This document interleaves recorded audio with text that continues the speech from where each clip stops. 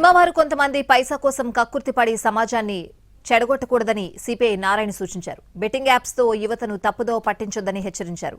ఇప్పటివరకు ఇలాంటి యాడ్స్ లో ప్రచారం చేసిన వారిని చట్టబద్దంగా శిక్షించాల్సిందేనని అన్నారు. చట్టంలోని లొసుగులను వినియోగించుకుని మానవతా విలువలను మర్చిపోవద్దని సూచించారు.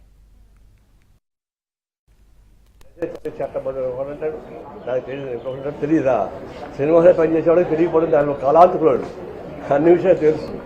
తెలియకపోవడం కాదు, కేవలం పైసా కోసం కక్కుర్తిపడి సమాజాన్ని చెడగొట్టబాకండి, యువతను చెడగొట్టబాకండి, సమాజం కాలుష్యం చేయబాకండి. దయచేసి చెప్తా ఉన్నాను. ఇప్పుడు దాకా మీరు చేసింది అయితే పనిష్మెంట్ ఇస్తా తెలియదు. గవర్నమెంట్ తగిన పనిష్మెంట్ ఇవ్వాల్సింది. చంపినట్టుడే చట్టాల్లో తప్పు చేస్తే తప్పు కరెక్ట్ అవుతుంది. అది ఈ చట్టాలన్నీ లూసులు ఉంటాయి.